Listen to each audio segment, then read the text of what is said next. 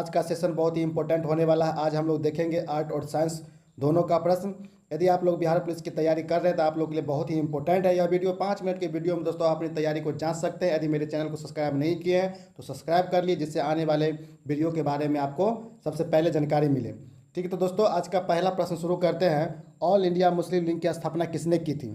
दोस्तों इस प्रश्न को इस प्रकार से पूछ सकता है, ऑल इंडिया मुस्लिम लीग की स्थापना किसने की थी या अखिल भारतीय मुस्लिम लीग की स्थापना किसने की थी। दोनों प्रकार से इस प्रश्न को पूछता है दोस्तों। तो इसका राइट आंसर क्या हो जाएगा आपको बताना है।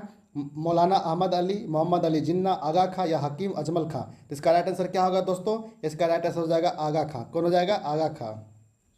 दोस्तों 1906 ईस्वी में ढाका में अखिल भारतीय मुस्लिम लीग की स्थापना की गई थी। कहाँ की गई थी?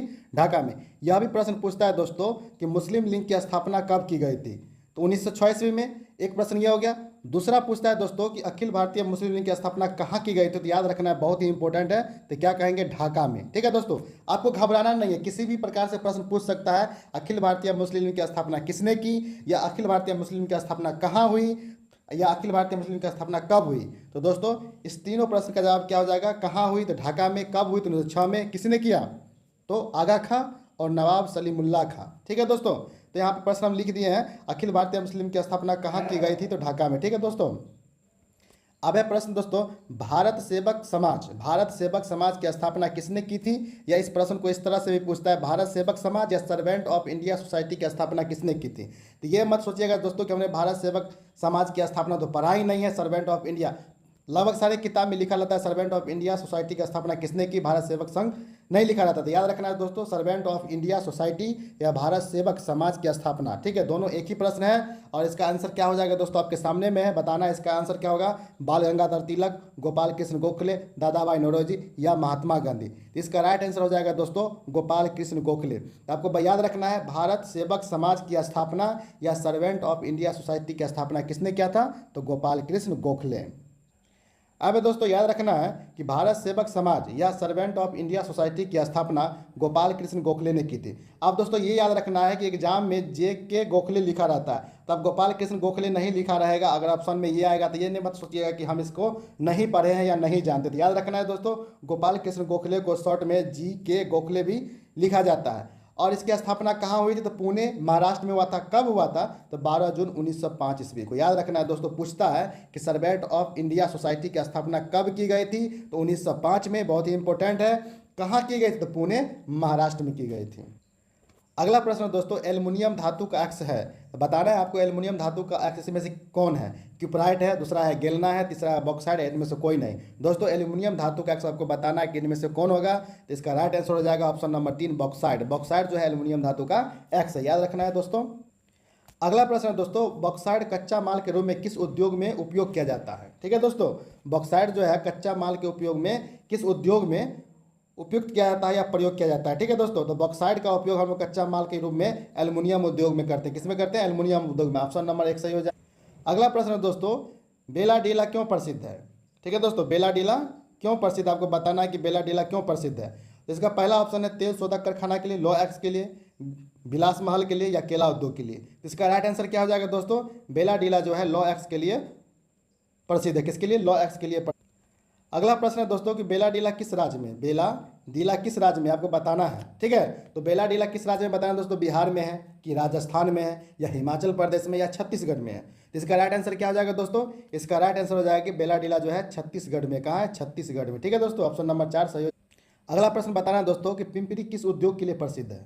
ठीक है दोस्तों, पिंपरी किस उद्योग के लिए प्रसिद्ध है? बहुत ही इंपॉर्टेंट क्वेश्चन है। पहला ऑप्शन है एल्युमिनियम, पेंसिलिन, बिजली या कागज। ठीक है दोस्तों, तो पिंपरी जो है पेंसिलिन उद्योग के लिए प्रसिद्ध। ऑप्शन नंबर 2 सही हो जाएगा। ठीक है दोस्तों, अब अगला प्रश्न बताना है दोस्तों, पिंपरी किस राज्य में है? पिंपरी किस राज्य में, तो बहुत ही इंपॉर्टेंट है। पिंपरी किस राज्य में है दोस्तों?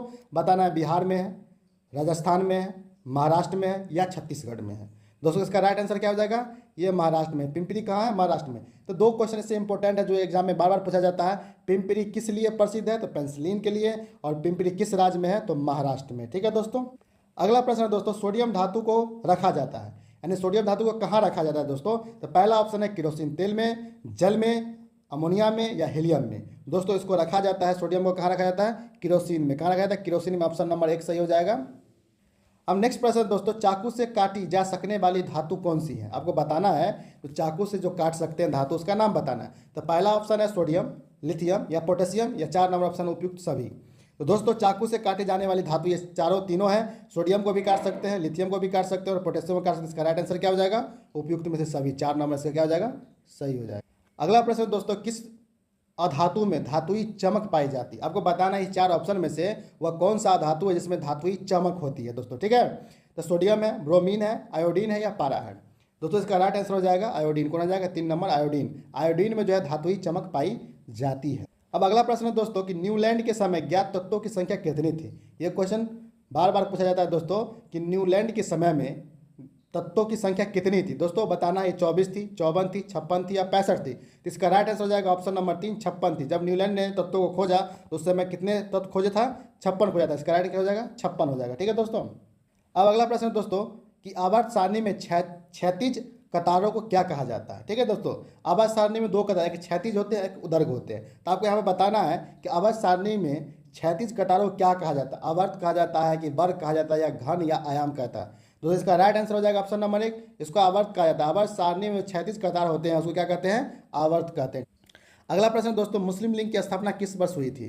तो दोस्तों मुस्लिम लीग की स्थापना 1906 ईस्वी में। जस्ट पीछे वाला प्रश्न है कि मुस्लिम लीग की स्थापना 1906 ईस्वी में ढाका में की गई थी। कहाँ की गई थी? ढाका में, 1906 ईस्वी में, याद रखना है।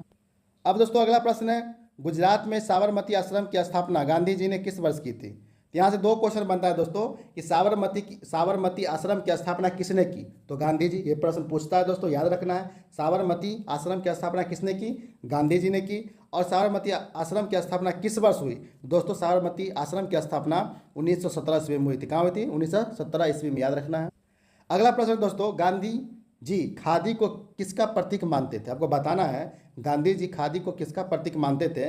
इसका पहला ऑप्शन है औद्योगिकरण का, आर्थिक स्वतंत्रता का, आर्थिक वृद्धि का और नैतिक पवित्रता का। दोस्तों इसका राइट आंसर क्या हो जाएगा? आर्थिक स्वतंत्रता का। महात्मा गांधी खादी को आर्थिक स्वतंत्रता का प्रतीक मानते थे। इसका राइट आंसर क्या हो जाएगा? 2 नंबर, ठीक है दोस्तों। अगला प्रश्न बताना है दोस्तों, 73वां संविधान संशोधन कब हुआ? 73वां संविधान संशोधन कब हुआ? 1989, 1993, 1997, 2002। आपको बताना है इसका राइट आंसर क्या हो जाएगा? 73वां संविधान संशोधन दोस्तों कब हुआ? इसका राइट आंसर हो जाएगा 1993। Option number 2 is the right, 1993 में हुआ, ठीक है दोस्तों। अगला प्रश्न है, किस अनुच्छेद में वित्त आयोग के गठन का प्रावधान है? किस अनुच्छेद में वित्त आयोग के गठन का प्रावधान है दोस्तों? बताना, अनुच्छेद 210, अनुच्छेद 370, अनुच्छेद 281, अनुच्छेद 280। इसका राइट आंसर हो जाएगा दोस्तों वित्त आयोग का गठन का प्रावधान है 280 में। ऑप्शन नंबर 4 इसका सही हो जाएगा। अगला प्रश्न दोस्तों, सीमेंट का जमना कैसी प्रतिक्रिया है? सीमेंट का जमना कैसी प्रतिक्रिया आपको बताना है? उष्माशोषी, उष्माक्षेपी, अपघटन या संगठन? दोस्तों सीमेंट का जमना जो है उष्माक्षेपी अभिक्रिया है, ठीक है दोस्तों, उष्माक्षेपी। ऑप्शन नंबर 2 सही। अगला प्रश्न दोस्तों, ट्रेकोमा रोग शरीर के किस भाग से संबंधित है? ट्रेकोमा रोग शरीर के किस भाग से संबंधित है? बहुत ही इंपॉर्टेंट है। तो ये पहला ऑप्शन है फेफड़ा, दूसरा है आंख, तीसरा है वृक्क या पैर। तो इसका राइट आंसर हो जाएगा आंख। ट्रेकोमा रोग जो है दोस्तों आंख से संबंधित है। दोस्तों आपको बताना है लाल रक्त का जीवन काल कितना होता है? दोस्तों लाल रक्त का जीवन काल कितना होता है? 10 से 20 दिन, 42 से 52 दिन, 20 से 120 दिन या 90 से 100 दिन। इसका राइट आंसर क्या हो जाएगा दोस्तों? लाल रक्त का जीवन काल होता है 20 से 120 दिन। ऑप्शन नंबर 3 सही हो जाएगा। अगला प्रश्न है दोस्तों, यूरिया में नाइट्रोजन का प्रतिशत कितना होता है? यूरिया में नाइट्रोजन का प्रतिशत कितना होता है दोस्तों? तो आपको बताना है 40%, 42%, 44% या 46%। इसका राइट आंसर हो जाएगा यूरिया में नाइट्रोजन का प्रतिशत जो होता है 46% होता है। ऑप्शन नंबर 4 इसका सही। अगला प्रश्न दोस्तों, पहले वित्त आयोग का गठन कब हुआ? पहले वित्त आयोग का गठन कब हुआ? आपको बताना 1950, 1952, 1951 या 1949 में। तो पहले वित्त आयोग का गठन दोस्तों 1951 ईस्वी में हुआ था। ऑप्शन नंबर 3 सही हो जाएगा। अब बताना है दोस्तों, अगला सवाल है, संघ लोक सेवा आयोग के सदस्यों की नियुक्ति किसके द्वारा की जाती है? यानी संघ लोक सेवा आयोग के सदस्यों की नियुक्ति किसके द्वारा की जाती है? आपको बताना है दोस्तों, पहला ऑप्शन है वित्त मंत्री, दूसरा है राष्ट्रपति, तीसरा है प्रधानमंत्री और चौथा है मुख्य न्यायाधीश। तो किनके द्वारा की जाती है संघ लोक सेवा आयोग के सदस्यों की नियुक्ति किनके द्वारा की जाती है दोस्तों? तो इसका राइट आंसर हो जाएगा ऑप्शन नंबर 2 राष्ट्रपति के द्वारा किया जाता है। किनके द्वारा किया जाता है? अब अगला प्रश्न दोस्तों, राज्यसभा के सदस्य का निर्वाचन कितने अवधि के लिए होता है? राज्यसभा के सदस्य का निर्वाचन कितने अवधि के लिए होता है? आपको बताना है, पहला है 2 वर्ष के लिए, दूसरा है 5 वर्ष, तीसरा है 6 वर्ष, चौथा और 4 वर्ष। तो इसका राइट आंसर क्या हो जाएगा दोस्तों? राज्यसभा के सदस्य का निर्वाचन कितने अवधि के लिए होता है? बहुत ही इंपॉर्टेंट क्वेश्चन है, VBI है दोस्तों, इसमें लोग बहुत ही कंफ्यूजन करते हैं। तो इसका राइट आंसर क्या हो जाएगा? 6 वर्ष के लिए। कितने वर्ष के लिए होते हैं? 6 वर्ष के लिए। अगला प्रश्न है दोस्तों, राज्यसभा के लिए राष्ट्रपति द्वारा कितने सदस्य नामित किए जाते हैं? राज्यसभा के लिए राष्ट्रपति द्वारा कितने सदस्य नामित किए जाते हैं दोस्तों? बहुत ही इंपॉर्टेंट क्वेश्चन आपको बताना है। 2 सदस्य या 20 सदस्य या 6 या 12? इसका राइट आंसर क्या हो जाएगा दोस्तों? ऑप्शन नंबर 4, 12 सदस्य। राज्यसभा में राष्ट्रपति द्वारा 12 सदस्य को नामित किया जाता है या मनोनीत किया जाता है। ठीक है दोस्तों। अगला प्रश्न दोस्तों, भारत का राष्ट्रपति किसका एक अभिन्न भाग है? भारत का राष्ट्रपति किसका एक अभिन्न भाग है दोस्तों? आपको बताना है। पहला ऑप्शन है सांसद, लोकसभा, राज्यसभा या मंत्रिपरिषद। दोस्तों भारत का राष्ट्रपति जो होता है सांसद का अभिन्न अंग होता है, इसलिए इसका राइट आंसर क्या हो जाएगा? ऑप्शन नंबर 1 सही हो जाएगा। ठीक है दोस्तों। अब है दोस्तों, विधानसभा का कार्यकाल कितने वर्ष का होता है? विधानसभा का कार्यकाल कितने वर्ष का होता है दोस्तों? 6 वर्ष, 5 वर्ष या अस्थायी है या कोई निश्चित नहीं है? तो इसका राइट आंसर हो जाएगा विधानसभा का कार्यकाल होता है 5 वर्ष के लिए। कितने वर्ष के लिए होता है? 5 वर्ष के लिए होता है। ठीक है दोस्तों वीडियो को लाइक एवं चैनल को सब्सक्राइब और दोस्तों में शेयर अवश्य करें। दोस्तों एक लाइक अवश्य करें, जिससे हमको वीडियो बनाने में बहुत ही आनंद आएगा और आपके लिए नए नए क्वेश्चन, प्रीवियस ईयर के प्रश्न और आपके एग्जाम में बहुत ही मददगार होगा। ये जो प्रश्न का सिलेक्शन होता है दोस्तों, मेरे द्वारा मेरे जीवन का जो एक्सपीरियंस है, एग्ज़ाम का जो अनुभव है, वो चीज़ आपके लिए ला के डालते हैं। कोई बकवास, कोई फालतू चीज़ नहीं, टू द पॉइंट रहता है दोस्तों। जय हिंद दोस्तों, फिर मिलते हैं नेक्स्ट वीडियो के साथ।